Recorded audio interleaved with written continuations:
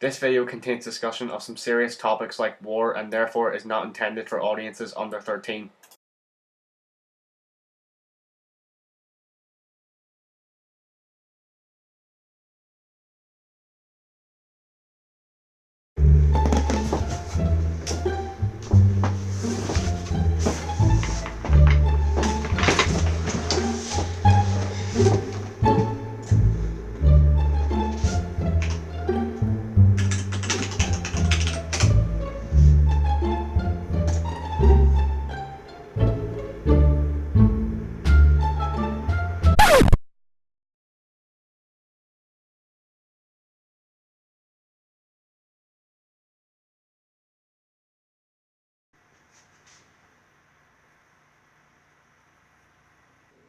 What the ass has Trump done this time?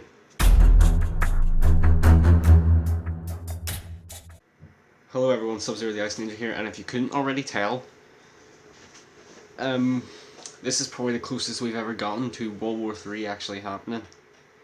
It's been trending on Twitter, people are making YouTube videos of it, people are making memes of it, and I just thought, because this is sort of reminding me of how Coppa went, I'm gonna talk about this. At least it's something different from Coppa, am I right? So, what happened then?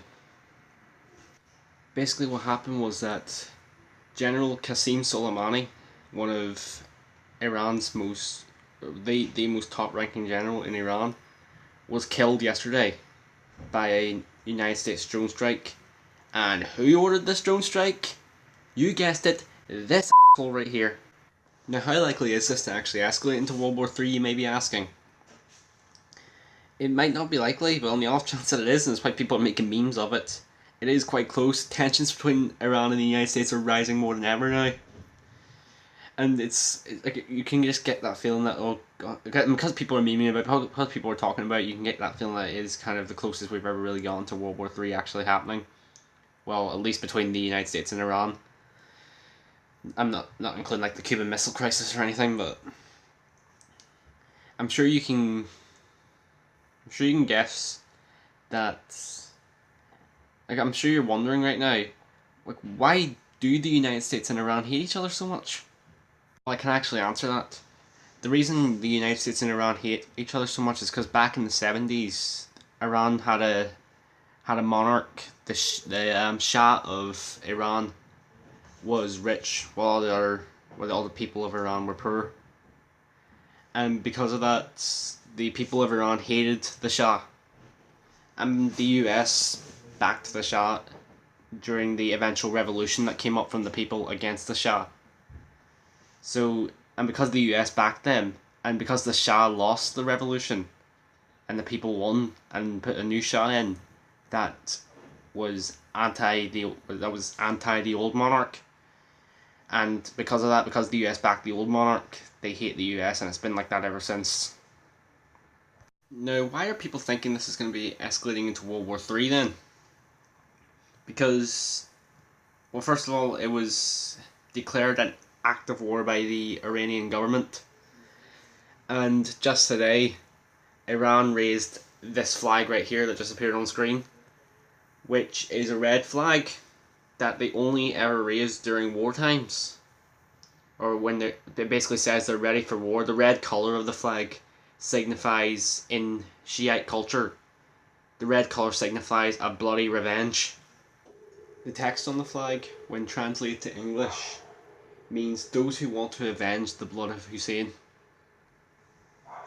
Which can be pretty chilling because, as you know, Saddam Hussein was the president of Iraq back in 2003 when he was captured.